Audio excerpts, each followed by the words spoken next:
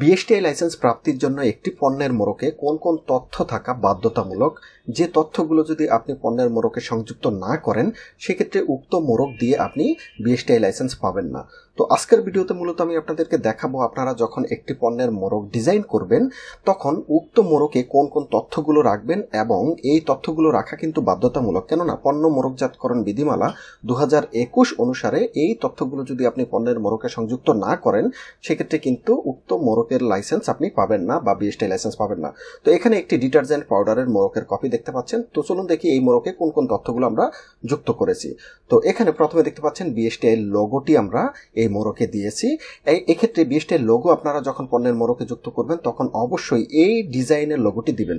বিএসটিআইয়ের কিন্তু অনেক ডিজাইনের লোগো থাকতে পারে, কিন্তু আপনারা সেগুলো মোড়কে যুক্ত করবেন না, অবশ্যই এই ডিজাইনের লোগোটি আপনারা যুক্ত করবেন।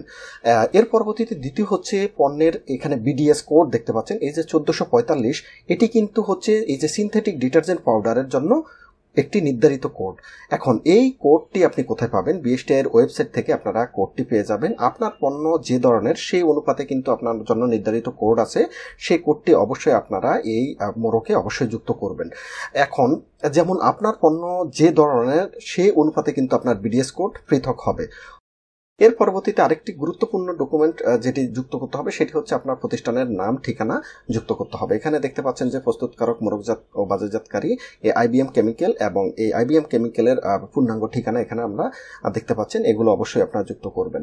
এর পরবর্তীতে আপনার যে পণ্যের লোগো বা ব্র্যান্ড নেম সেটি আপনাদেরকে অবশ্যই পণ্যের মোড়কে দিতে হবে।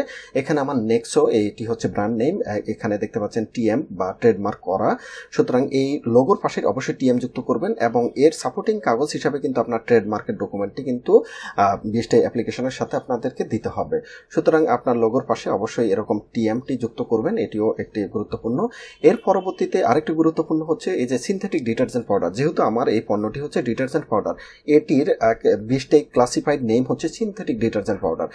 এখন এই নামটি অবশ্যই আমাকে যুক্ত করতে হবে। একই সাথে এই সিনথেটিক ডিটারজেন্ট পাউডারের সাথে কিন্তু এই বিডিএস কোডটি মিল থাকতে হবে। এর পরবর্তীতে হচ্ছে ওজনের পাশে বিমার্ক দিতে হবে। এটি আমাদের এই যে পণ্য মোড়কজাতকরণ বিধিমালা 2021 অনুসারে ওজনের পাশে বিমার্ক দিতে হবে। এবং সর্বশেষ হচ্ছে সেটি হচ্ছে ব্যাচ নং, এটি আপনারা ফাঁকা রাখবেন, উৎপাদনের তারিখ, মেয়াদ উত্তীর্ণের তারিখ, এবং সর্বোচ্চ খুচরা বিক্রয় মূল্য। এই তথ্যগুলো আপনাদেরকে পণ্যের মোড়কে যুক্ত করতে হবে। এই তথ্যগুলোর পাশে কিন্তু কোনো কিছু লিখবেন না, কেননা এগুলো যখন আপনারা পণ্য উৎপাদন করবেন, প্যাকেজিং করবেন, তখন কিন্তু এই তথ্যগুলো তখনই সংযুক্ত করা হবে। সুতরাং এই তথ্যগুলো আপনাদেরকে অবশ্যই পণ্যের মোড়কে সংযুক্ত করতে হবে, এবং এটি কিন্তু আপনি আইনত বাধ্য, কেননা পণ্য মোড়কজাতকরণ বিধিমালা 2021 অনুসারে এই তথ্যগুলো আপনাকে অবশ্যই পণ্যের মোড়কে রাখতে হবে।